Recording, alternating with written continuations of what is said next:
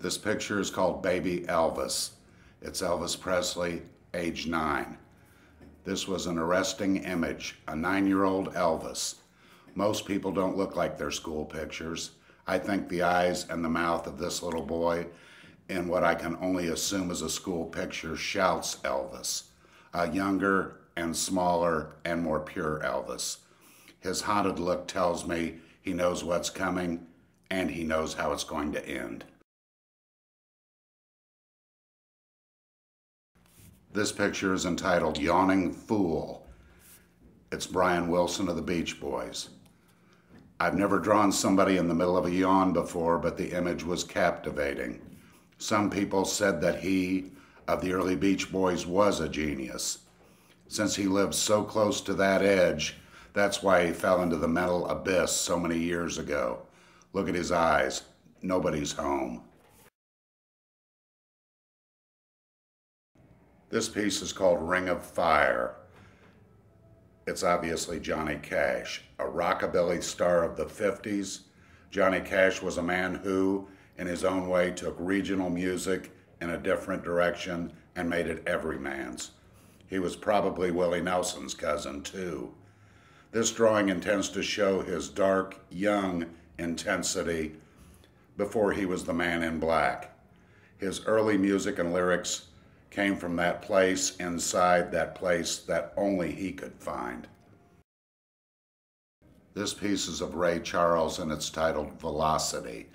If Ray wasn't truly great, why did everybody want to perform with him? He fought his way through his pain, his fears, and his blindness to become a legend in his own lifetime. He sang happy, and in this drawing, I am trying to capture his velocity of pure joy. This picture is called The Great Forgotten. A great forgotten piano player, James Edward Jimmy Yancey, was a groundbreaking boogie-woogie player. He was noted for his strong left hand on the keyboard. This picture shows him in the camera's flash while playing.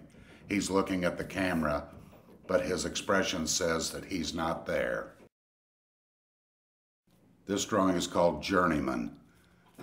It's of Mississippi Joe Callicott. I found the only picture of Joe that I'd ever seen in one of my blues books.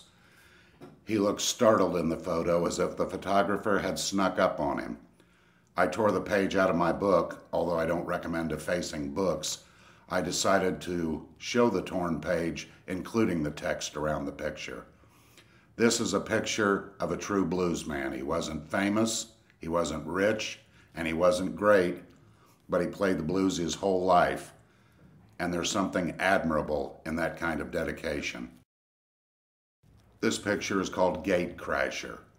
I made this image of Jack Teagarden into a poster.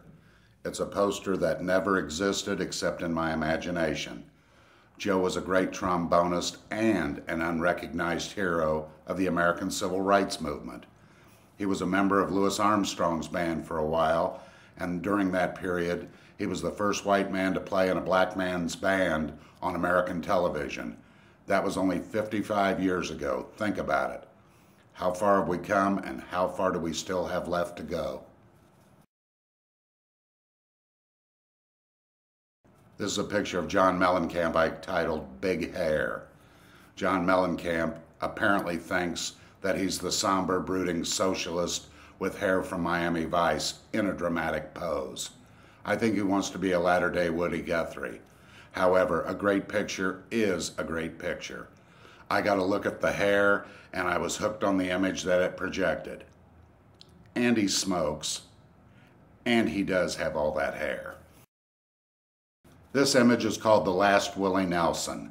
I'm an admirer, but this is the last Willie Nelson that I care to draw.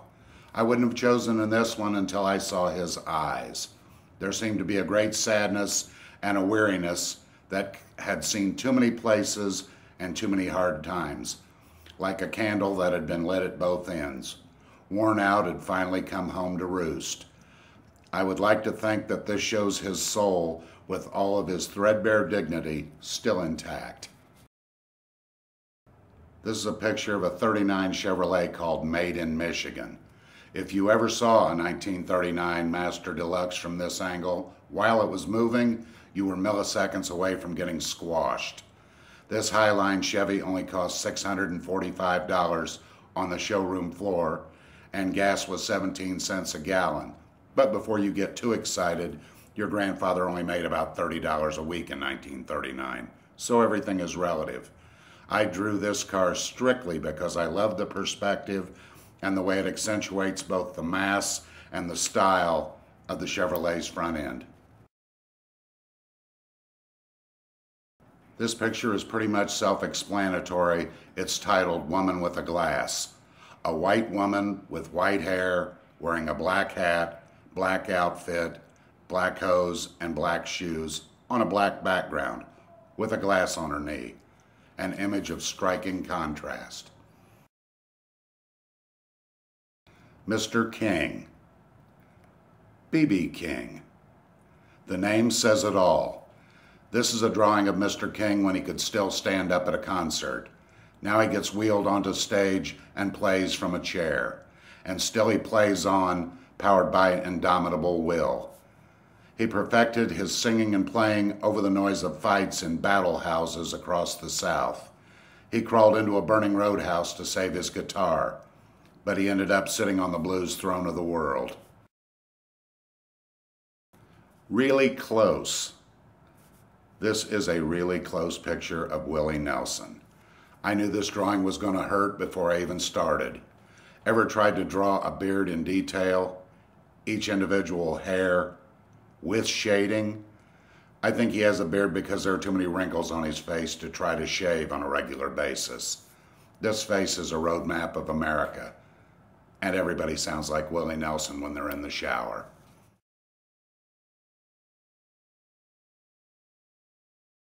This is a picture of Tony Bennett I call the vampire. He's been around so long he must be a vampire, or Dick Clark's brother. What can you say about Tony Bennett that hasn't already been said?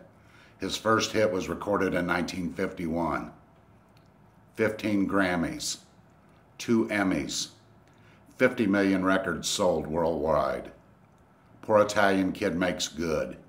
He never changed his musical style or his smile in 60 years. But then again, maybe that's because he never needed to. This piece is entitled Sweet. It's a picture of Mavis Staples. Mavis spent her life as a singer in her family's group, the Staples Singers, arguably the greatest gospel group of this or any other time. She also managed to have a solo career and performed with everyone from Bob Dylan to Ludacris. Personally, I love this image because she just looks sweet as sugar, and it's that smile. This picture is called Freestyle. It's of a trombone player named Gretchen Morgenson III. You probably never heard of him. He started playing the cello at 8, switched to the trombone at 11, sitting in with jazz greats at 15. In his 20s, no one could keep up, so he went into free jazz, hard experimental music. Sometimes he was the only one that understood it. I drew this picture showing Gretchen during a break at a Blue Note recording session. He looks to me like a mass of pent-up energy getting ready to launch. Hold on tight, it's going to be a wild ride. This picture is called Hands of the Elvi. It's obviously Elvis Presley. He'd come a long way from being a skinny kid singing spirituals at church. I drew this Elvis only because it's a likeness that I had never seen before. It seemed to be part of a series of shots taken before a stage show. I was very taken with this image because Elvis appeared to intentionally cover his face. Even covering his face, you still know it's Elvis. Also, he looks like he knows the dance is almost over.